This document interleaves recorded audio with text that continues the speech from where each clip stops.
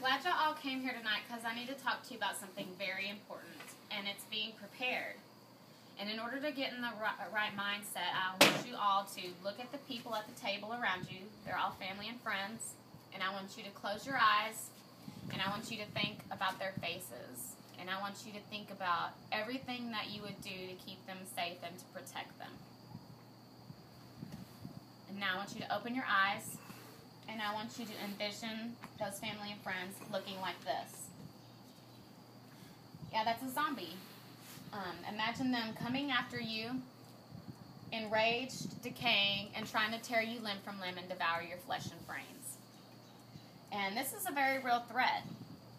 If this was to happen, what would you do? Who would you turn to, and where would you go? Well, most people don't have the answer to these questions. Sadly, most people at this table probably are not even prepared for a tornado or a hurricane, which is a pretty common event here in Texas. Thanks to films like Night of the Living Dead, which is a cult classic, or more current films like Resident Evil, some of us may be a little more ready to take on a zombie apocalypse, but most of us here at this table are not ready for any kind of disaster, natural or man-made. Like I was saying, my favorite film is Resident Evil. A person who shares that film is Dr. Ali Khan, and he did an interview with CNN. You're probably thinking, who is Dr. Ali Khan, and what does he have to do with me? Why is he important? Well, he's the Director of Public Health and Preparedness for the CDC, which is the government agency, the Center for Disease Control. His favorite film is Resident Evil. He's also an Assistant Surgeon General, and he doesn't believe that the idea of a zombie apocalypse plan is that far-fetched. And apparently, neither does his employer, the CDC, because on May 6, 2011, they issued their zombie apocalypse plan on their Public Matters memo. In exchange for your time today, I'm going to tell you why the government isn't crazy for concocting this zombie apocalypse plan, and that's because this disaster is entirely feasible. Every day we're threatened by natural and man-made disasters. One of the oldest disasters that the world has ever been plagued by is disease outbreak. And when I think of the most famous disease outbreak in the history of the world, I think of the Black or the bubonic plague. And that right there is the foot of somebody that's been affected by the bubonic plague. I looked this plague up on National Geographic, and they said this happened during the 1340s in Asia and Europe. It lasted quite a while. It wiped out quite a few people. It was a bacterial infection, and it was spread by rodents and their fleas.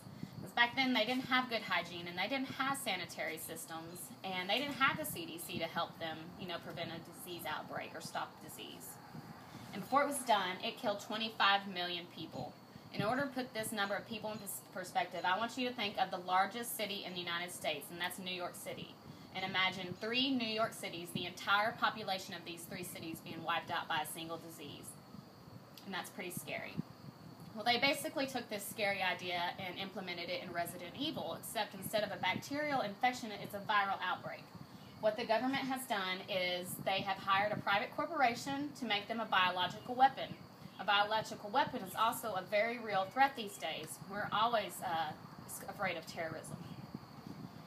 Well, this virus escapes into the air system and infects the human host, who become enraged and want to feed on flesh of other living human beings.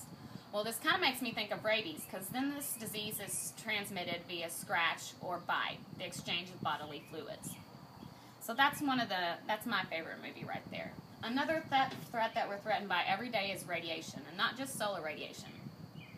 We're threatened by nuclear radiation from warheads and nuclear power plants. When I think of nuclear radiation, I think of the disaster at Chernobyl, Ukraine. And this actually happened on your birthday, Mom. It happened on April 26, 1986. That's not your birthday. This affected 5 million people. This nuclear power plant had a major meltdown, and the World Health Organization did a study on this. And it was a kind of recent study. This happened in 2003. They studied the people from Chernobyl. They found that 28 immediately died from acute radiation sickness, but thousands suffered profound health effects after the meltdown. They suffered health effects such as thyroid cancer, leukemia, cardiovascular disease, cataracts, also mental and psychological disabilities. On top of that, they also suffered from reproductive and hereditary diseases, which are passed down to your offspring. So radiation didn't just affect one generation. Radiation causes unnatural changes on the body. Well, George Romero, he's the king of zombie movies. He came out with the zombie movie, Night of the Living Dead. And in this movie, it's speculated that a satellite returning from Venus, covered in radiation, the radiation from this satellite caused the dead to rise. Well, I've thought about different articles I've read. I've heard NASA talking about radiation covering satellites and spaceships that are coming back in. But when I think about the threat of nuclear radiation, I think the more recent thing I think about is the meltdown at Fukushima. And I'm sure all of you remember this. It was just last year when the earthquake caused a tsunami that hit the island nation of Japan and caused the meltdown at Fukushima. Well, this is what kind of sparked the CDC's zombie apocalypse plan. They had online chat, and someone posed a zombie question in its relation to the nuclear leaks at Fukushima. Well, after this zombie question was posted, the website to their site spiked dramatically. So when Dr. Ali Khan was talking to CNN, he said that he thought, how can we use this to our advantage to inform the United States citizens? How can we use this to get them to come to our site and become better prepared with not just the zombie apocalypse, but any kind of disaster? So he came out with the zombie apocalypse plan, and they posted this to their site on Monday, and their server crashed on Wednesday from people accessing the site trying to access their plan. The plan itself is not that crazy. It's a pretty basic plan. First, they want you to have an emergency kit. This emergency kit consists of water, food, medications, tools and supplies, clothing and bedding, identifying documents, and of course a first aid kit. The second part of their plan is a pretty basic step as well. It's making a family emergency plan.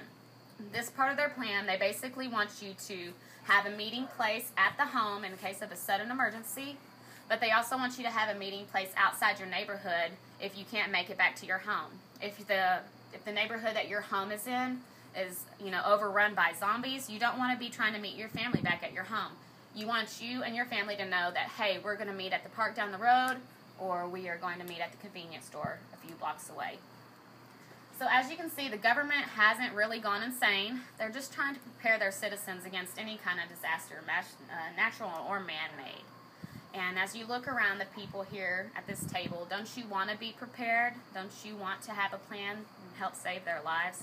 Being prepared gives you a higher chance for survival, and that's what the CDC has tried to do with their zombie apocalypse plan. So don't be a zombie. Be prepared. And I'll take any questions that y'all have. But you can cut the camera now.